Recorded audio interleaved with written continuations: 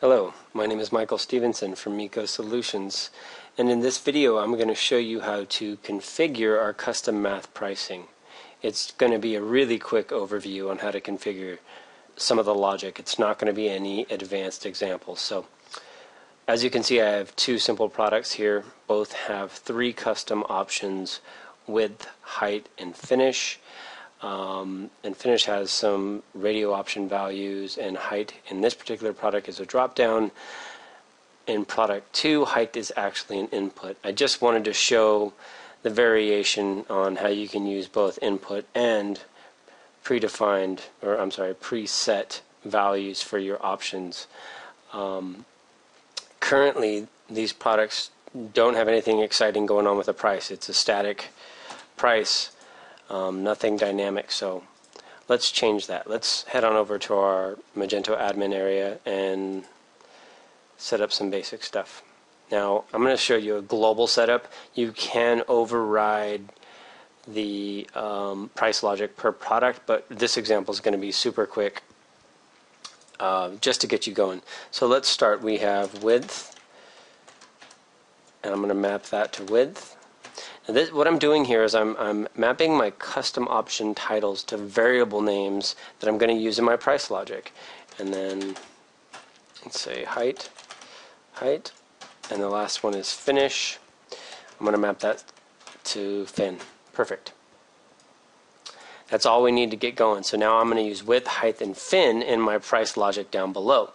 Non-option variable, this is more advanced.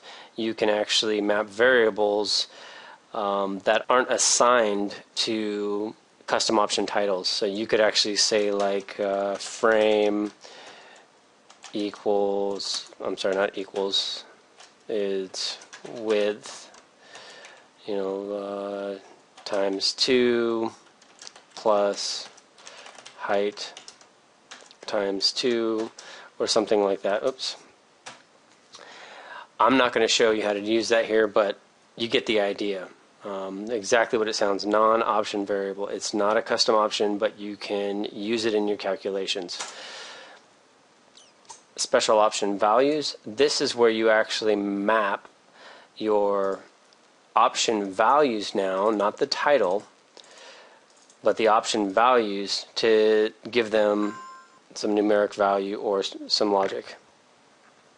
Sorry, let me just turn my phone on vibrate here. I'm going to come back to that. I'm going to leave that blank because, again, I just want to show you how quickly you can get set up with some basic calculations. So let's come back to that one. Variable and init values. This is used for global formulas that are used all across the store, and in case some options don't exist on other products, you need to set a value there so your formula works. I'm not going to show that one here. You can read the helper text there and kind of get an idea. Unit options labels. This is if you have like feet, width, inches, centimeters, and you want the user to be able to specify what their input is. Not really going to cover that here. Default radix, set that to 1. Min input settings. I'm just going to copy these values so you can see it's super simple. We give you a lot of times a small recipe in the helper text. And all you have to do is just copy paste it to get going. Of course, you can customize it as well and say maximum for this particular custom option title will be replaced there, and you can change it for different languages, etc., etc.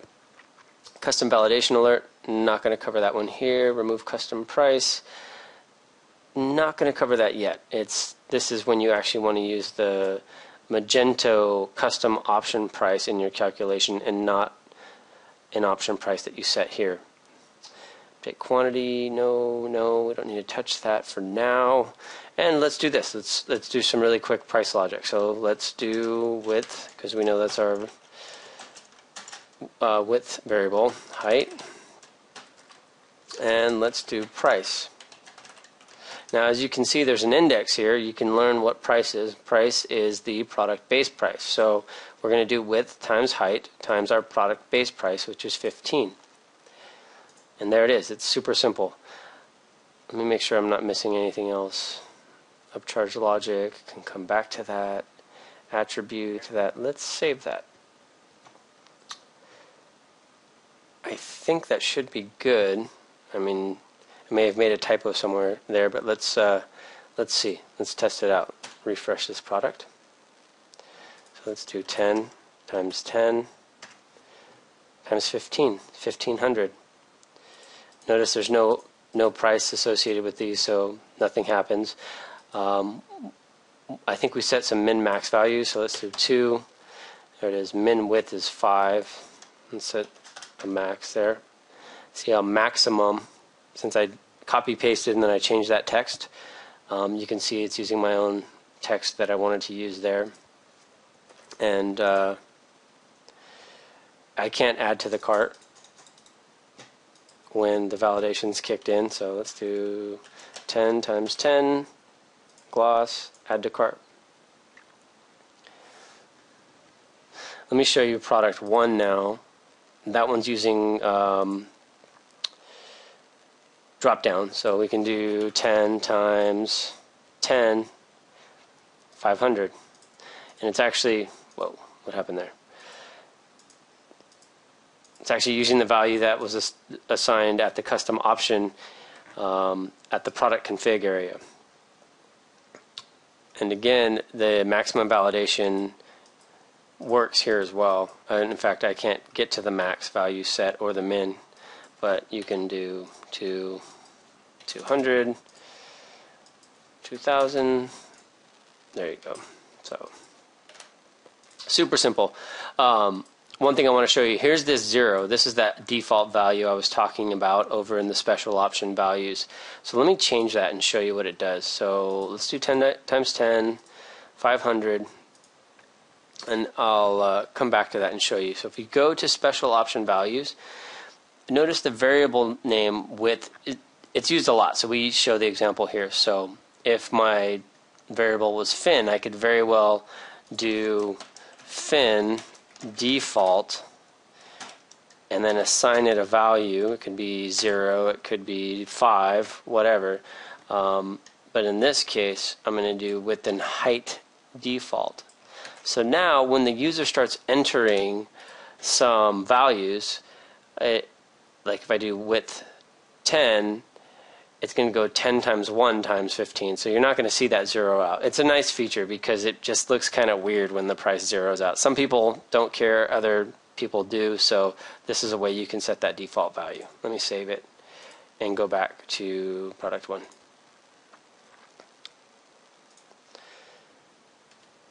Let me refresh one more time. So now we go 10. Notice the price. It's 10 times 1 times 5, 50 bucks. And then 10 times 10. So, and vice versa. When I delete this, it's doing 10 times 1 because we said the default value was 1. And there it is. That's not much to it. That's the most basic setup you can do with custom math pricing. The only other thing I can think about showing is how to assign some options to the finish. There are 2 ways you can do that. One way you can assign prices to them when you set up the product at the custom option level, like a fixed price. I'm not sure if we support percent price or not because that logic is a little bit different. Usually Magento calculates that percent price when you save the product. So when the user is doing the configuration on the front end, that percent price that most people think is going to happen, that percentage is already calculated based on the base price. So, or you can specify values here. Now, once I've mapped this here, fin, that means I can now access any of these names and bind them, or I'm sorry, give them value. So what that means is I can now go in here and type gloss 10, or let me give them smaller values, 2. And the other one was matte 4. I'm just pulling values out of thin air right now, and the other one is mesh. Oh, notice these are case sensitive, so a lot of times that wouldn't have worked. A lot of times I'll just copy it to make sure that I don't make a stupid typo like that, and then I'm like, why is my logic failing? And then you go, oh, that's because there's a space missing, or a capital letter that shouldn't have been capitalized, etc., etc. So quickly, let me save this, and let's refresh. The cool thing is you're not going to see those values on the front end at all. So notice nothing's happening. I forgot to put that in the logic. So let's do width times height times price. Let's do plus. I'm going to just copy this. Let's get some parentheses going here. Width times height times fin for finish. And there it is. That should work now. So in this case, when I refresh this, it should go 10 times 10 times 15 is 1500, and then gloss is 2, so 10 times 10 times 2, so 200, right?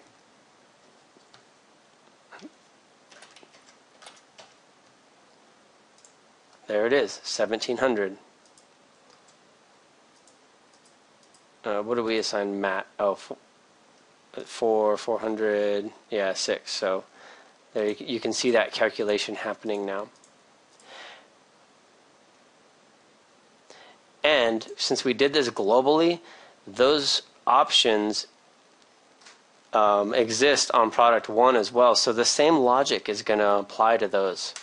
So if we do 10 times 10,